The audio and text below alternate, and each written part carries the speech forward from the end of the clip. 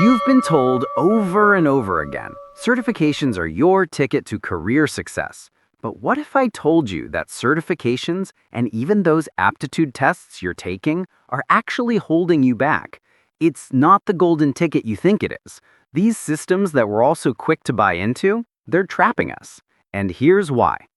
Here's the deal. We're told that certifications are the path to success. But let's be real. What are you really proving with a certification? That you can pass a test? Great. Does that show you can actually do the job? Not really. Take something like the Certified Ethical Hacker certification, or OSCP. People spend thousands of dollars on them only to realize that a test isn't the same as experience. You can ace a test, but that doesn't mean you'll be able to solve real-world problems. It's like buying a brand new car, but not knowing how to drive it. And let's talk about the real cost here, time and money. For some of these certifications, you're looking at hundreds or even thousands of dollars just to sit for the exam.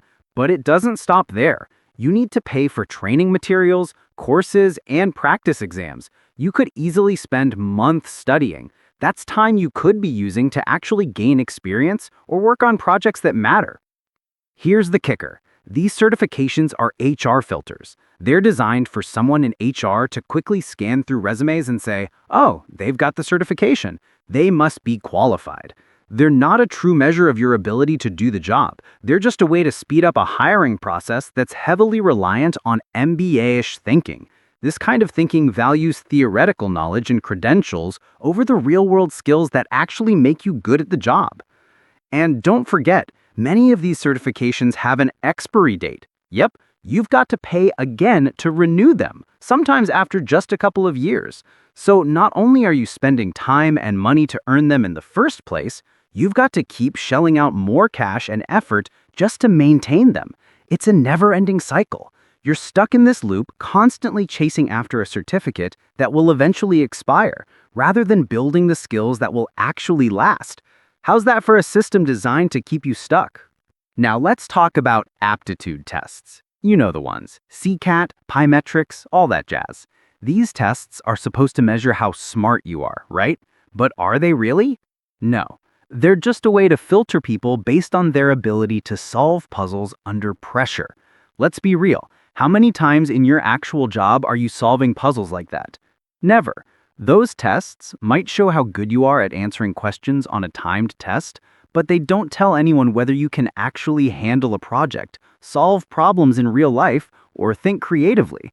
And here's the kicker. Prepping for these tests isn't free either. You've got to spend time, money, and energy on practice tests, online prep courses, or books.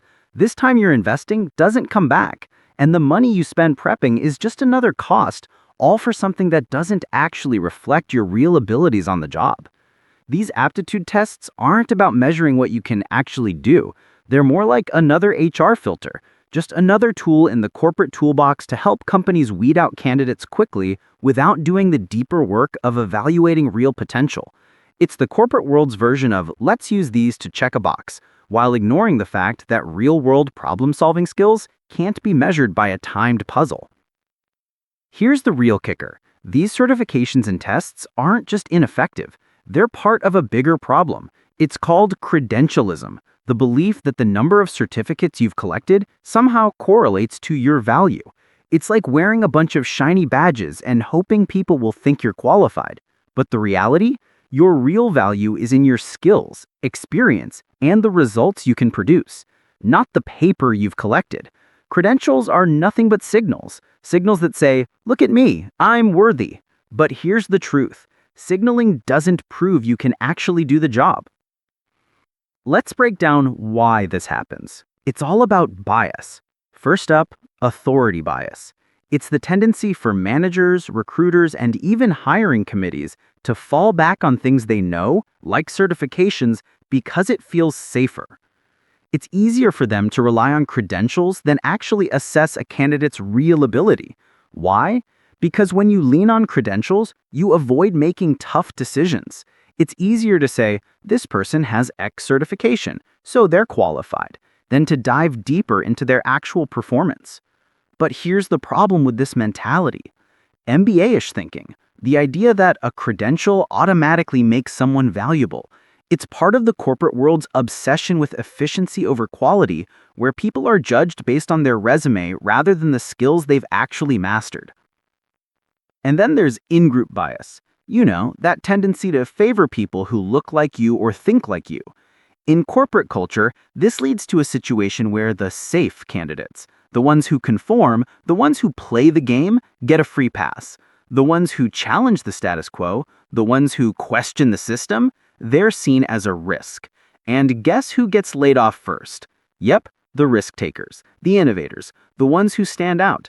It's not because they weren't good enough, it's because they were a threat to the status quo. Now, let's talk about the solution. Stop falling for the certification trap. If you want to grow, if you want to move ahead in your career, focus on real-world skills. Build a portfolio. Work on projects that matter. Show what you can do, not what piece of paper you've collected. The real world doesn't care about your credentials, it cares about what you can actually bring to the table.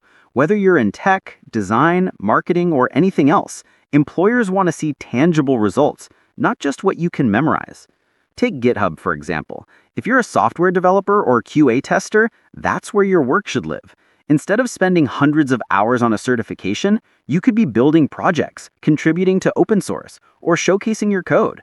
That's what employers care about. They want to see how you problem solve, how you collaborate, and most importantly, how you build.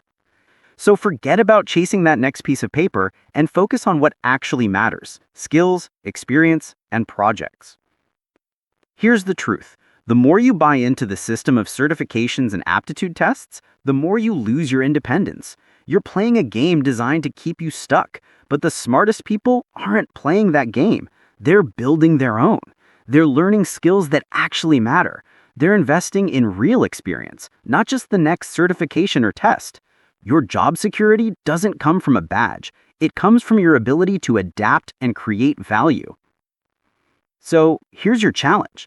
The next time you're considering taking another test or getting another certification, ask yourself, does this actually help me grow, or am I just playing into a broken system? Start focusing on things you can actually control. Build your portfolio. Get involved in real projects. Stop chasing credentials and start developing real, marketable skills. Look for communities that matter, like GitHub, Stack Overflow, or even niche platforms like Dev.o or Discord coding groups. These are the places where you can connect with like-minded individuals, showcase your skills, and build relationships that lead to real opportunities. To wrap it up, stop relying on certifications and aptitude tests to define your career. Focus on the things that actually matter: skills, experience, and problem solving. Build your own system and make it a resilient one.